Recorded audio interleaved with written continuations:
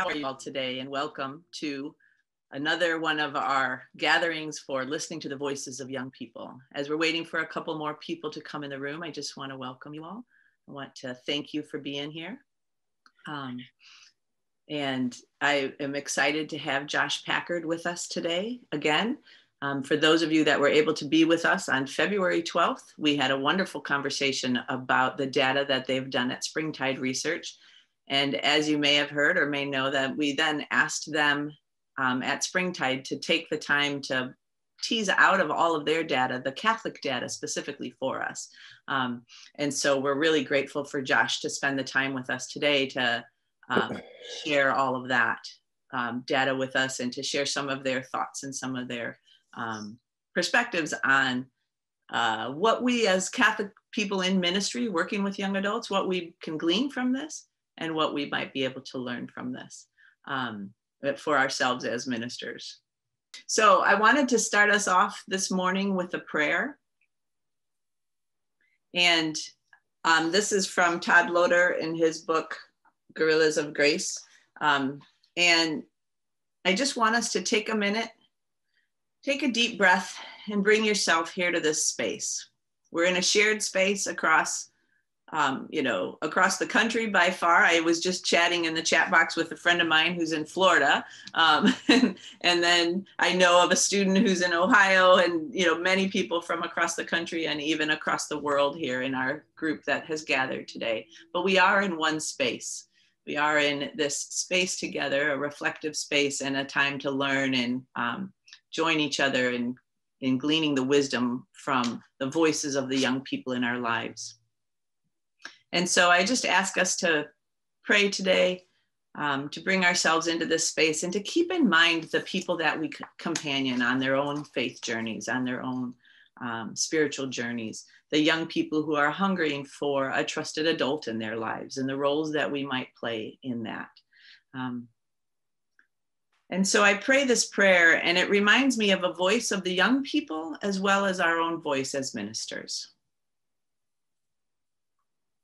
Gentle me, Holy One, into an unclenched moment, a deep breath, a letting go of heavy expectations, of shriveling anxieties, of dead certainties, that softened by the silence, surrounded by the light, and open to the mystery, I may be found by wholeness, upheld by the unfathomable, entranced by the simple, and filled with the joy that is you.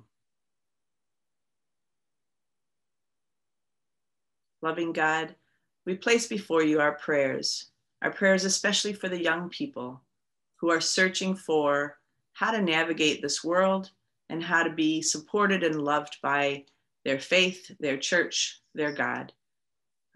We ask that you bless the ministers gathered here today, bless them with the courage and compassion to companion young adults, young people in their faith journeys. We ask all these things through your Son's name. Amen. So again, welcome everybody. Thank you for being here. Thank you for letting us start with a prayer. Last time Marian Diaz hosted the event and I was kind of behind the scenes monitoring the chat box and stuff like that. And this time Marian is unable to join us today, but I'm hosting and Letitia and some of the other CTU host people will help monitor the chat box as well. I wanted to express to you though that Marian is teaching a course in our Summer Institute that is all about this Springtide data and unpacking it in a Catholic perspective for ministry with young adults. And part of the grant that we got, which helped us to hire Springtide to unpack their research for us and to get them to do the piece in terms of doing the further pulling out of the research of the Catholic data. Part of that grant, we also have set aside to offer scholarships to that course. So we are letting people know that if you were able to participate in both the February 12th one and this March 12th one. If you were able to participate in both of those events and you would like to be considered for a scholarship, for a partial scholarship for that, please send me an email, which is czaker@ctu.edu. I'll put it in the chat as well. Or Letitia, if you don't mind putting that in the chat for me. czaker@ctu.edu. Let me know that you're interested in that. And then depending on how many people we get, we have a set amount of funds. And so we will just divide that up between all of the people who are interested in taking Letitia's course, or not Letitia's, thank you, Letitia, for posting that. But for anyone who is interested in taking Marion's course this summer. So I just wanted to put that out there too, that we are, we did want to encourage this conversation to keep going. And so that's one of the ways that we're doing that as well. So welcome again. Thank you for your participation here today. And I would like to just welcome Josh again. Many of you were here last time and able to participate, so you know he's got a wealth of wisdom to share with us. And so Josh, I'm going to turn it over to you to take it. Hey, thanks. I am going to share my screen because that is a technology that we have available to us. But it's going to take just 1 second to switch over to presenter view here. I want to start off actually with an offer. So for those of you who were here last time, especially will remember that we were talking about some of the early research that Springtide had done around belonging. And we have a whole report called Belonging, Reconnecting America's Loneliest Generation. And one of the things I'd like to do is for anyone who goes, if you go to our website today and sign up for our newsletter, then we'll send out 2 free copies. We'll pick 2 names at random from the folks that sign up from this webinar, and we'll just ship you each a copy of Belongings. That is all you need to do. So if you were interested in that, about the loneliness that young people face and how that impacts their faith lives, then I'd love to have you do that. What we're going to talk about today, though, is sort of how that research then informed what this bigger project that we do that comes out every fall called the State of Religion and Young People. And you can see the sort of regular version behind me, the State of Religion and Young People for everybody. But we also, as Christina made reference to, we were able to produce a State of Religion and Young People, a Catholic edition that came out just in January. So by taking that data and drilling down into it and looking at how Catholics compare to other groups of people, other groups of young people, we were able to produce an edition that sort of highlights and digs into just that one particular group of people. And what I think is interesting about this is that it allows Springtide to do what we do best, which is to speak from a position of the social sciences. So we're able to sort of take this big picture look at what's going on in the religious landscape across different denominations, across different groups of people, identities, affiliations, et cetera. But then we're able to invite in experts who are, doing work in a Catholic context with young people using some of the principles of relational authority. We're able to share some of those more theological based principles from them as they intersect with the data and the research that we've done around relational authority. So I think it stands as a really powerful example, and that's a lot of what we're going to be talking about today. As a reminder, if you weren't with us last time, Springtide stands in this place to help those who care about young people care better. And the way we do this is by conducting actionable research into the faith lives of 13 to 25-year-olds. Of course, that takes us into a whole bunch of spaces. Some of those are congregational, some of those are not. Some of those are faith-based, and some of those are not. As we saw last time, and I'll share again today as a reminder, a lot of where young people are going to make meaning isn't happening in traditional institutional contexts. And so it's really critical that we understand what those lives look like and how they can be, how we can reach people where they are, and make sure that our religious bodies, our churches, our faith leaders are being accessible to young people, not just waiting for young people to show up on their doorsteps, which increasingly is just not the way the world is operating. So this study, Relational Authority, it relies on 10,000 surveys and over 150 interviews.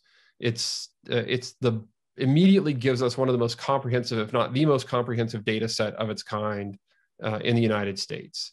And the findings here are pretty clear that rather than trying to check boxes and assume things about people based on simple categories, we wanted to dig into their behaviors. And underneath those behaviors, really, the thing that comes out of it is that the most important thing for young people are their relationships, not the institutions or organizations that they might come in contact with, but the people that are in those. Now, this is probably, I think in many cases, this can be something that is sort of a no-brainer for a lot of people who are doing that work on the ground already with young people. But it's really important to see not just established through the data that relationships trump organizations, but exactly how. And that's one of the things that we mean at Springtide by saying that we want our research to be actionable. So we're not just out there trying to document like a journalist or an anthropologist what is going on, but we're really trying to dig into how those things are coming about so that we can inform action for people who are inclined to take action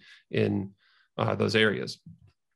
If you're inclined to the digital version of the Catholic edition is available in digital only. There's a print version of the State of Religion and Young People as well, but the digital versions are great because they're clickable. They're very interactive. We put every video that or not every video, a lot of the videos that we made, a lot of the podcasts that we did and other resources right there in the text. You can manipulate the data, scroll through it, look at different breakdowns.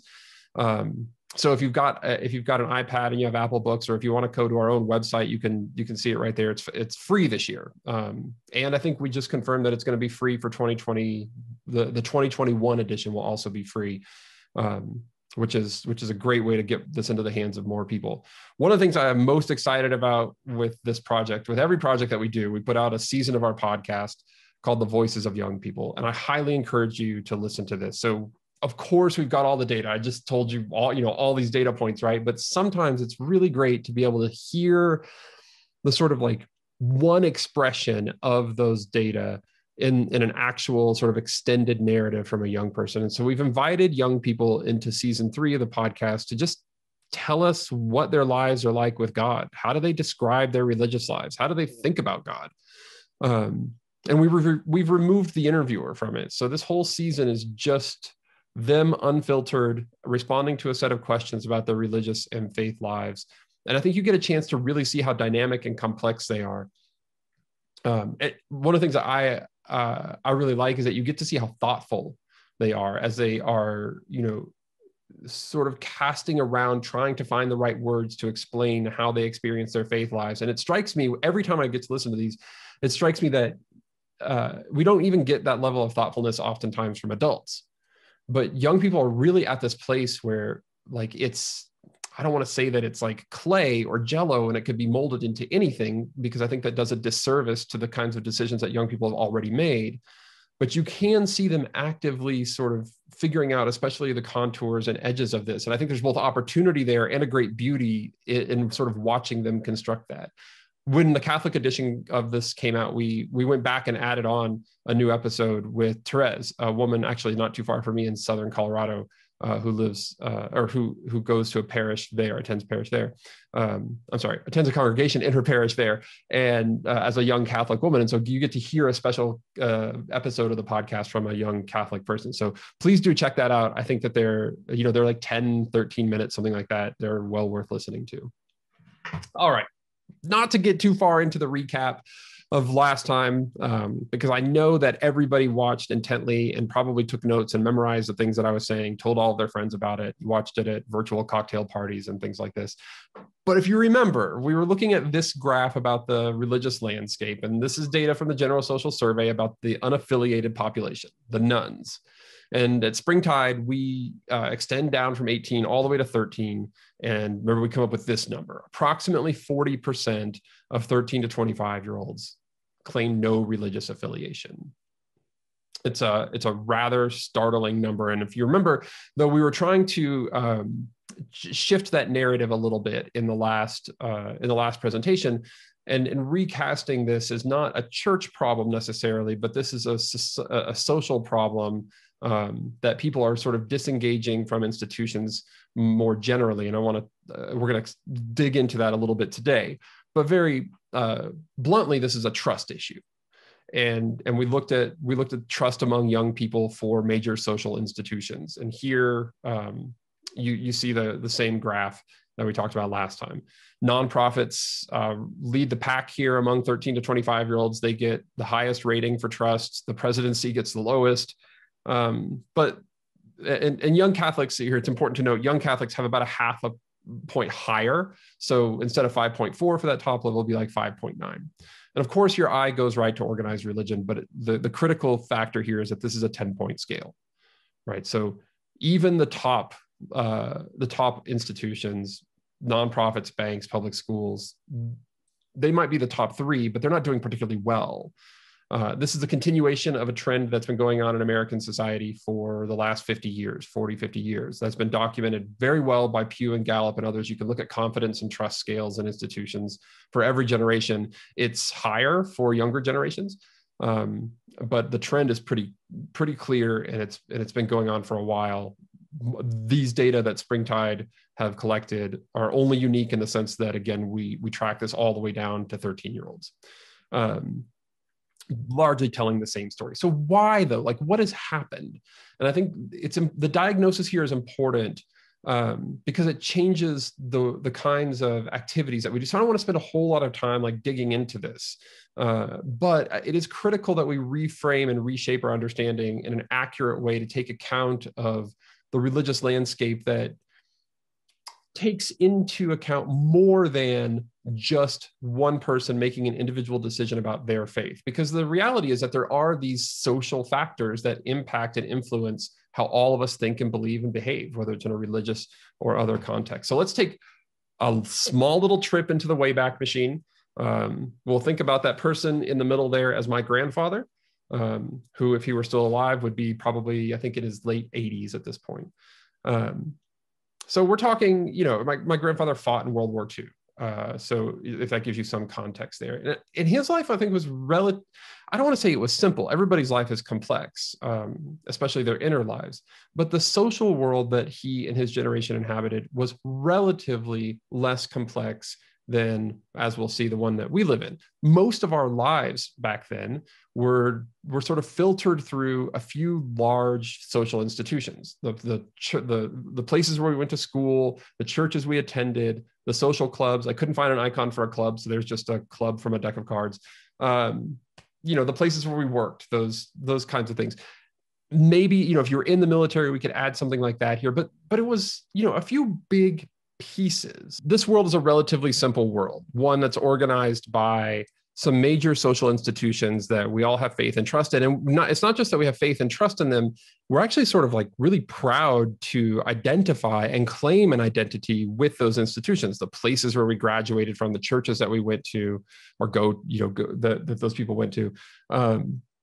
My grandfather wore his company watch all the time. Now, nobody gets company watches anymore to signify that they've been with someplace for 20 years or 25 years or anything like that. But that was a core part of his identity. These institutional affiliations, they weren't just like things that we belonged to, they lived inside of our hearts. They really made up the core of our identities. And that's a relatively straightforward world. And in that world, all you have to do in order to get influence over someone is align yourself, especially if you can have any status or title or position of power with one of those institutions. And the more you can get an alignment with that institution, then you're going to get some influence or authority over that person. I'll give you another concrete example here. I was asking my dad once who was really influential in his life as we were doing our research that was showing the importance of trusted adults. And my dad, who grew up and is still Catholic, he said the priest was really important to him. And I said, I remember saying, we were sitting around his kitchen table. I'm like, that's odd. I don't remember you talking about a priest. I mean, 40 years, I've never heard you mention a priest. And he was like, no, not a priest. The priest, whoever the priest was. It didn't matter who it was. It was just the fact that there was a priest. And that if he would have said to do something, I would have taken that seriously and really made an attempt to do that.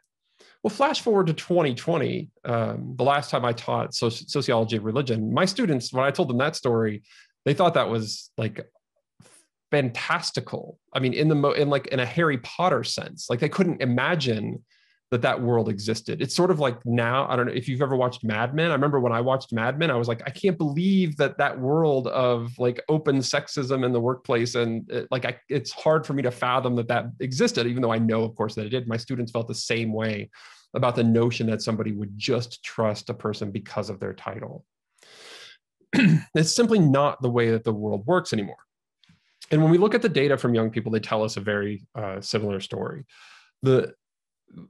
We can default in this way to sort of being transactional in our relationships, assuming that trust is a given because we have a particular title or degree. But instead, we need to be thinking about trust as earned through care and wisdom. So 85% of young Catholics say that they are more likely to take advice from someone who cares about them. 30% say that impressive job titles do not matter to them.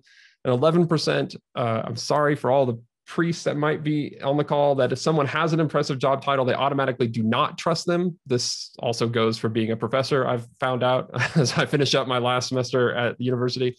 And I think this can be a really tough pill to swallow, to come to terms with this, especially if you're a decision maker and especially maybe if you're older.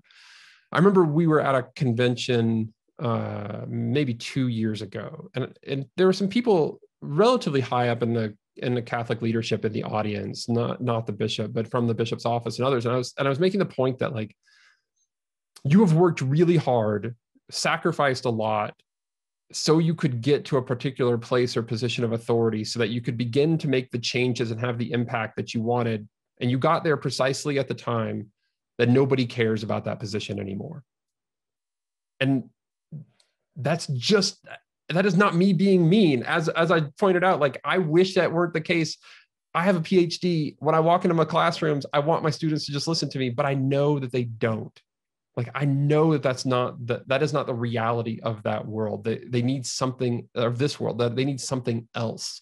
And it's not to say those positions are unimportant, because I don't think they are. I don't think my position as a professor is unimportant. It's just that they don't automatically come with a certain amount of trust and like deference that they might have once come with. So what has happened? Well, first, it's really critical to understand that the world has become infinitely more complex.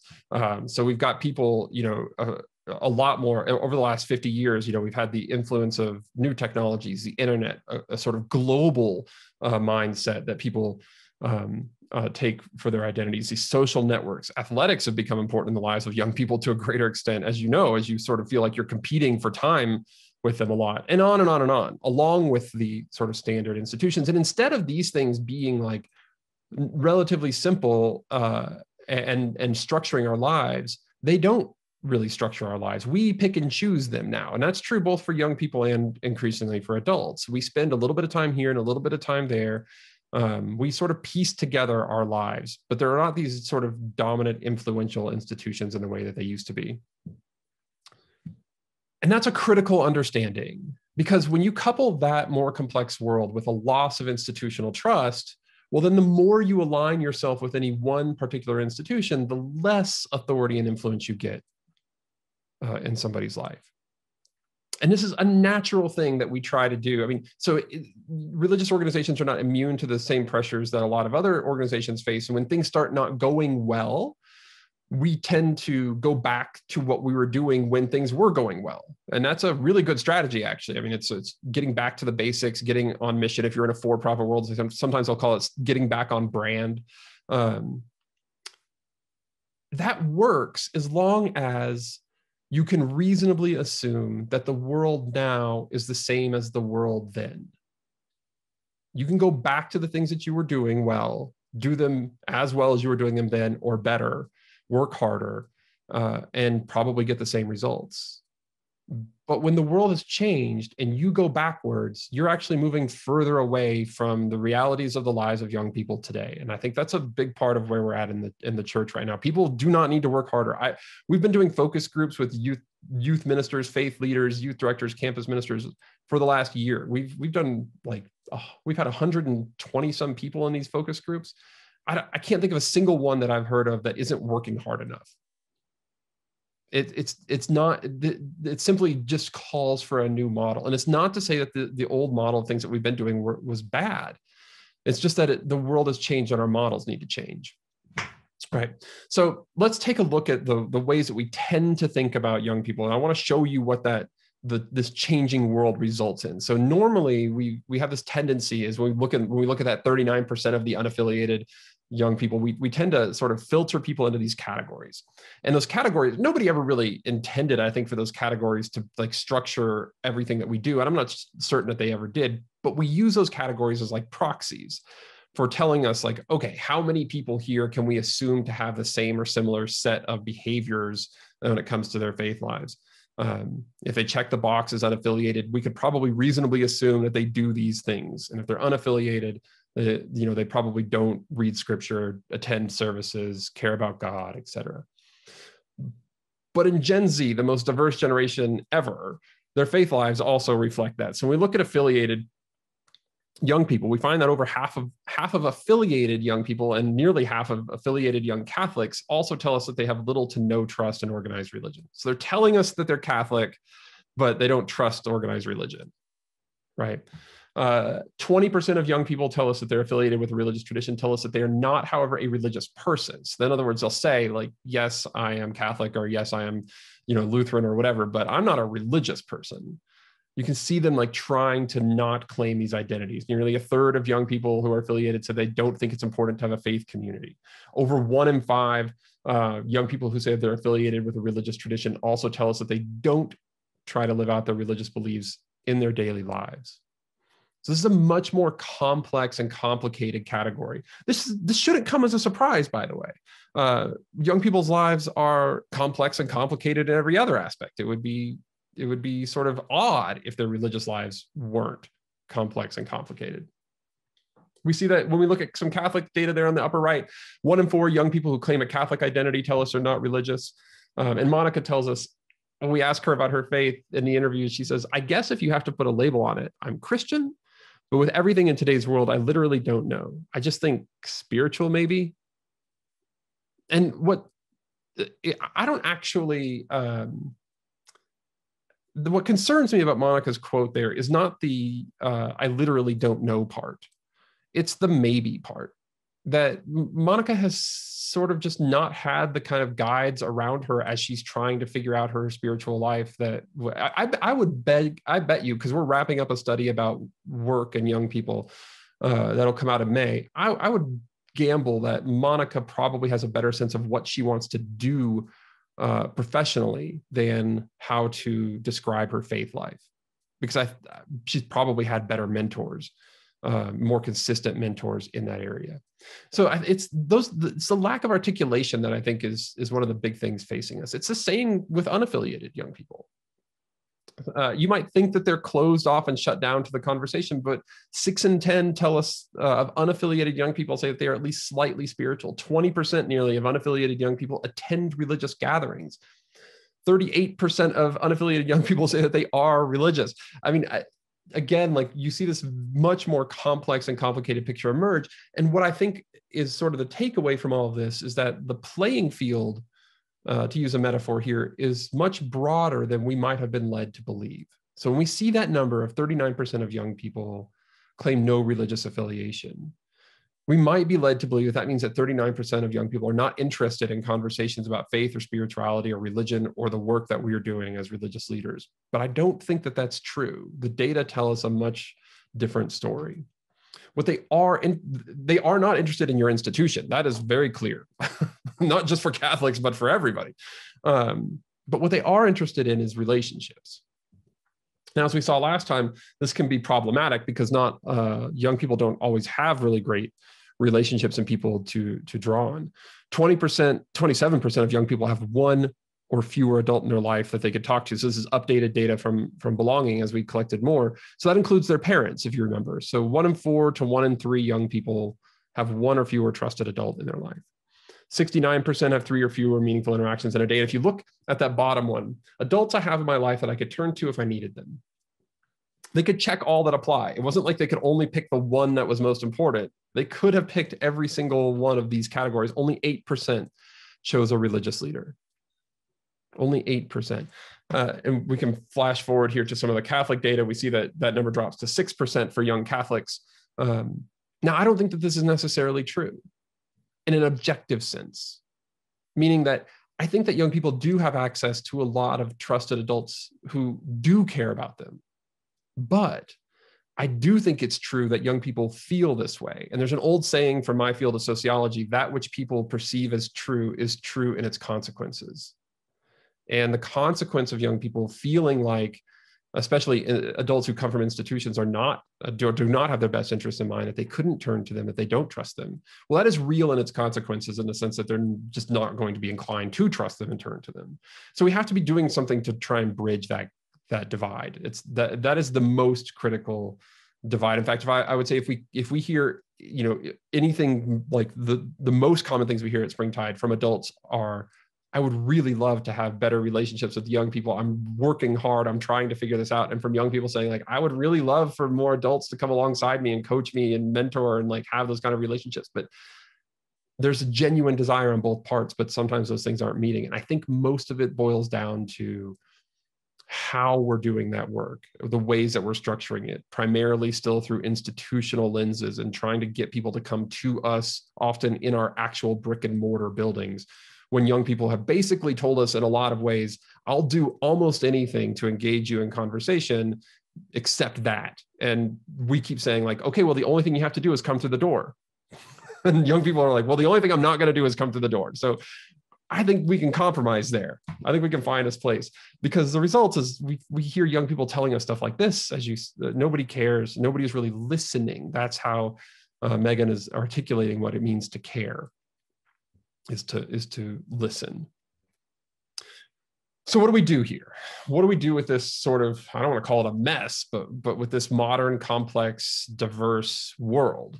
Well, I think it's incumbent upon us to replace all those institutions with people.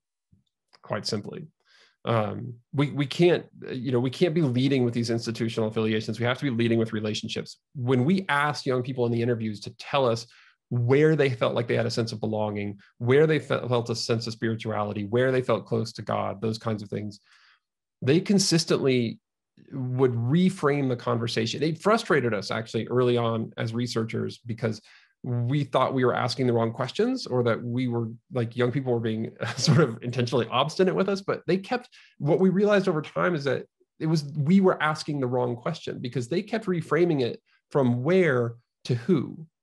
So every time we asked them about a place, they would tell us about a person.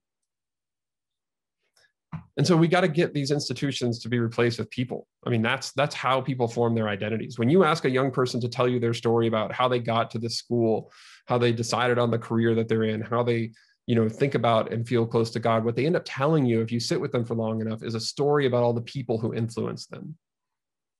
They don't tell you a story, even if they, even when it comes to picking a college, like, they don't tell you about school rankings. They don't tell you about really great programs. Nobody tells you about the catechism. I mean, I know that we wish they would, but they don't. They tell you about a really influential Sunday school teacher that they had. They tell you about, an older adult family member or a friend who already went to a certain school and introduced them to a fraternity or sorority there, and they felt like they would be walking onto a campus where they at least knew some people. That is literally how people are making decisions.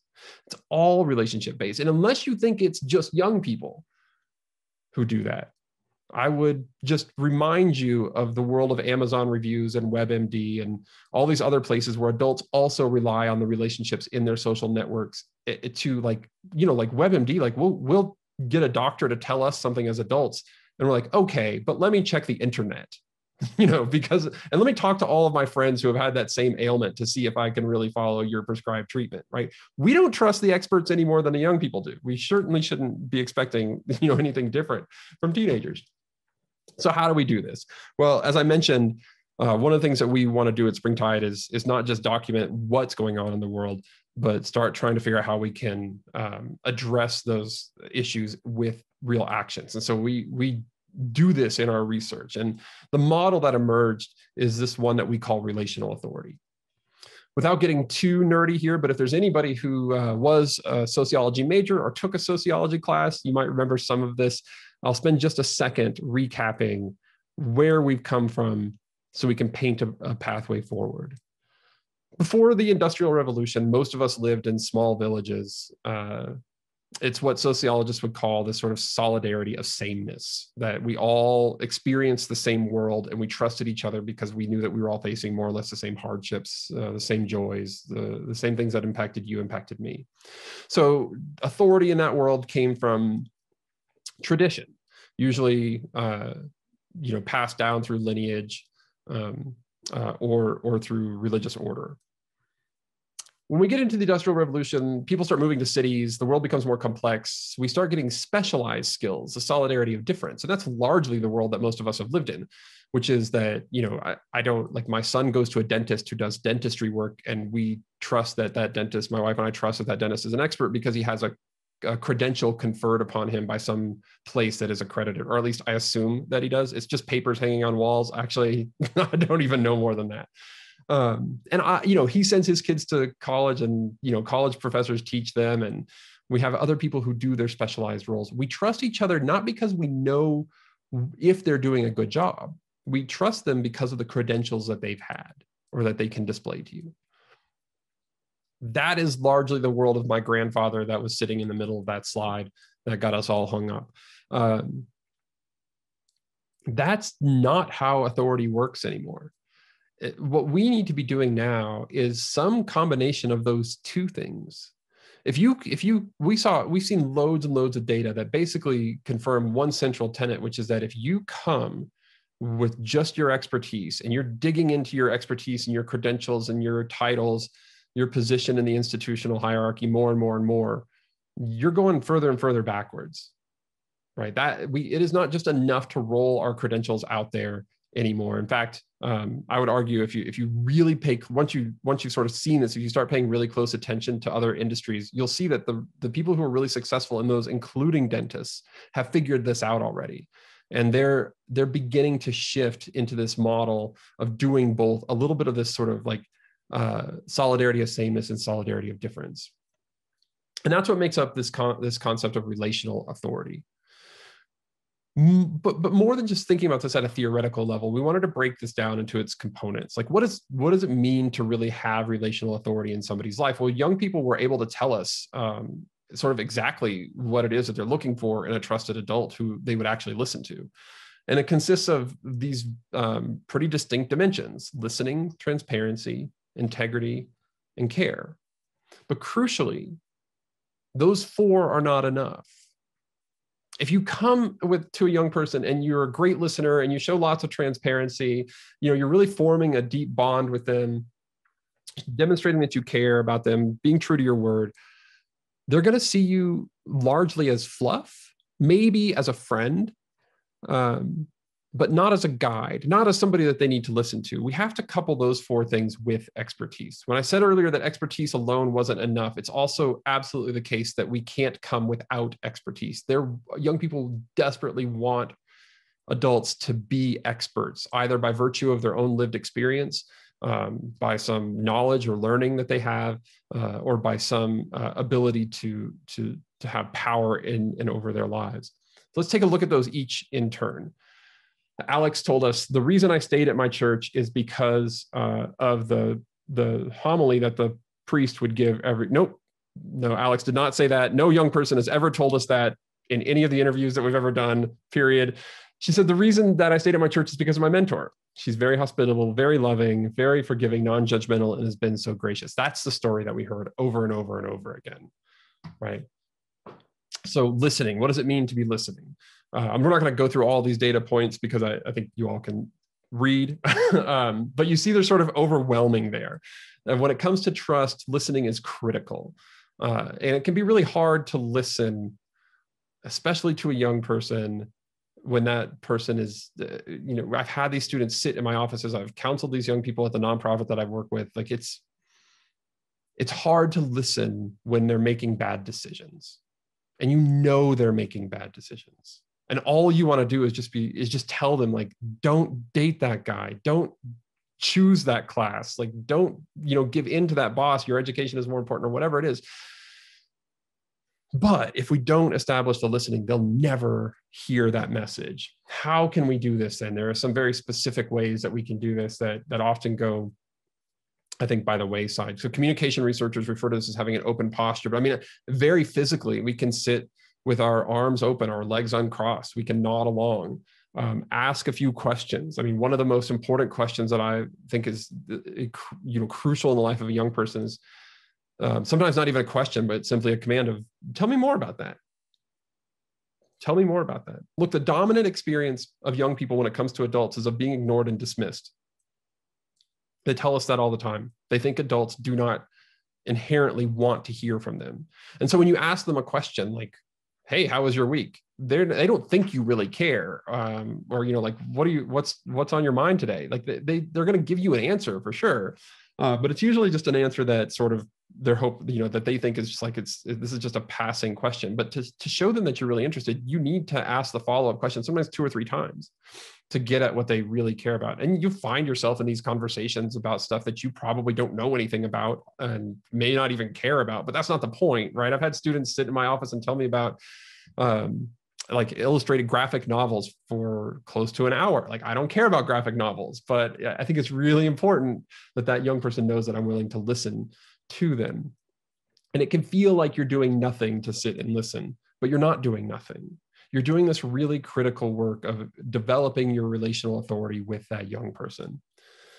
When it comes to transparency, then again, transparency is really critical. 80% trust those who understand their lived experiences. And so I think that what we can do here by sharing pieces of our own life in really important, in really sort of strategic ways, goes a long ways towards showing a young person that you do have some sense of what their struggles are. Now, I don't think we certainly shouldn't be fabricating these, and we don't need to be making connections where there are none to be had. But where there are similar points of connection, young people really like it when adults open up about their own lives and sort of point out when they've struggled with the same thing, when they've had the same doubts, when they've had the same questions. Not always even with a resolution to share, but just as a point of commonality to say, oh yeah, like I know I've also been overworked. That sucks. Like I remember I went for a long period of time in my mid-20s where I didn't really know what to think about God or about church. It's really hard, especially when you come from a background that, where you grow up in the church. It can be a real struggle. That point of identification for young people who so often, as we learned in the last presentation, feel alone and disconnected, what you're doing is helping to build that point of relationship. Social scientists also point out that this opens up this relationship sort of vacuum, what we call norms of reciprocity. You see this in a very physical sense when you walk through a set of double doors, so like if there's somebody right behind you, you hold the door open for them, which just immediately reverses itself, because then that person feels compelled to hold the door open for you. And so even though you're trying to do this polite thing, you end up just right back in the same place. When you share about yourself, it establishes the norm for the relationship of like, this is what we do. And it will make the other person feel like they should be sharing about themselves as well. And that's where we start to get to the really important components of people's lives, and relationships can start to form. The other thing that really critically that it does is that it gets us into this, or rather out of this sort of in and out group phenomenon. So in-group members, people that we see as being a part of and like who we are, there's this really interesting thing that happens for in-group members, which is that we give them more grace. We tend to think that the things that they do wrong are one-offs, they're mistakes, they're accidents.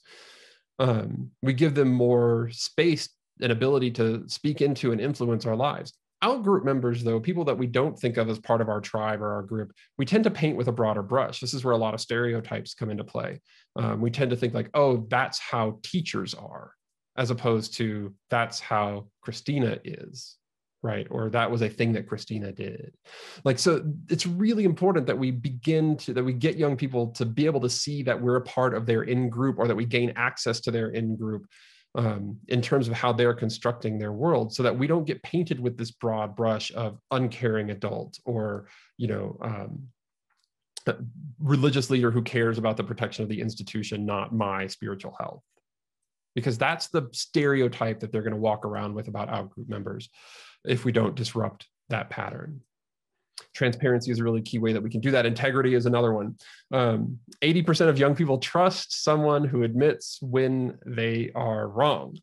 This is this is difficult for any adult to do. I think it can potentially be even more difficult inside of an institution that has someone at the top of it who is infallible. This is just not sort of part and parcel a lot of times of the culture of religious leaders to admit when they're wrong. But it is a critical way of building up trust with young people, whether it's in a faith context or a secular context.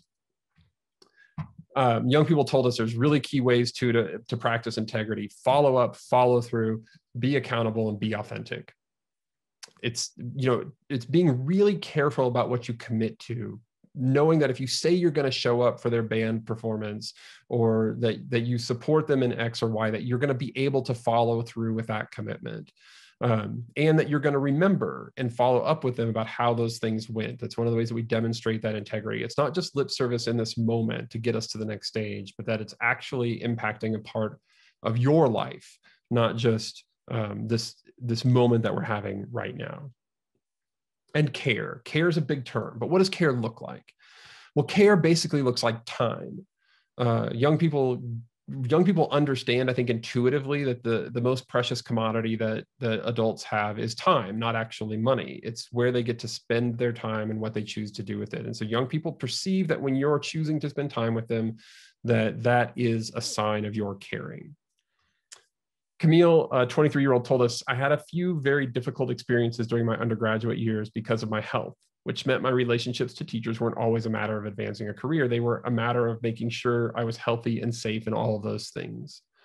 I think that's why radical empathy was so huge for me. I was coming into contact with new identities, and they were navigating space with me as a part of their support for me. Of course, those teachers, professors were doing their normal work too, but seeing their care for Christina as a person, as a part of their job, or just feeling compelled to do so otherwise, signaled to Christina that their willingness to take that extra time signaled to her that she was valuable as a person. We can't, obviously, if we've got classrooms filled with 30 or 50 or 100 students at the college level, or if we've got youth programs filled with 50 or 100 students, we probably can't do that individually for every single one of them. But we can figure out ways to make sure that every young person that comes through there has a point of access like that. And it's really, really critical. But crucially, all of that is just so much, noise without much action if we don't couple it with expertise.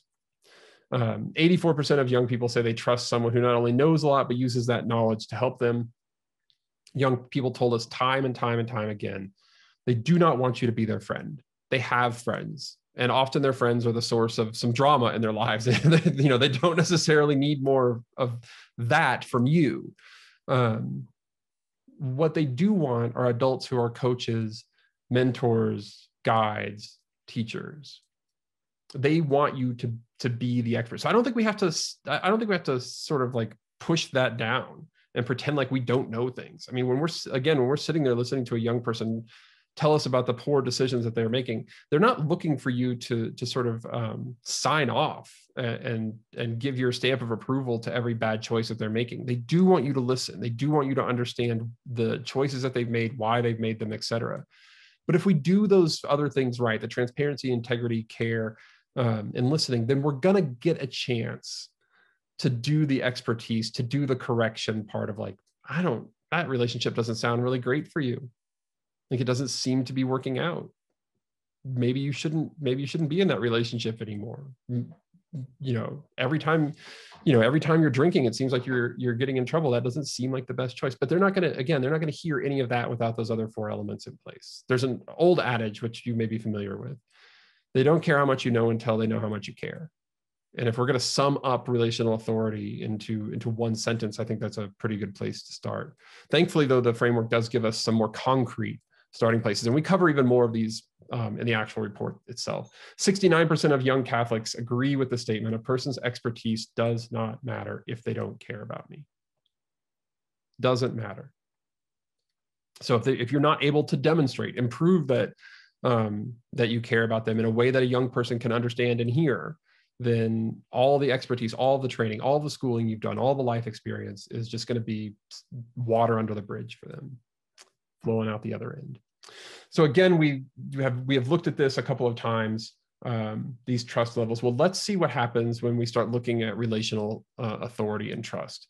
When we do relationships in really intentional and important ways, we see trust levels that now are up to 90%. So instead of being in this middling number where institutions are, we find a lot more ability for individuals to gain trust in a young person's life. Often, of course, those individuals are attached to institutions behind the scenes, but that's not what the young person is experiencing when they're seeing relationships done in these ways. And I think that's why those 5 dimensions of relational authority are so critical, why it's so important that we begin to start leading with relationships as opposed to leading with programs or leading with positions or titles or those kinds of things. This is where we have the ability to rebuild trust levels in the lives of all Americans, but especially young people.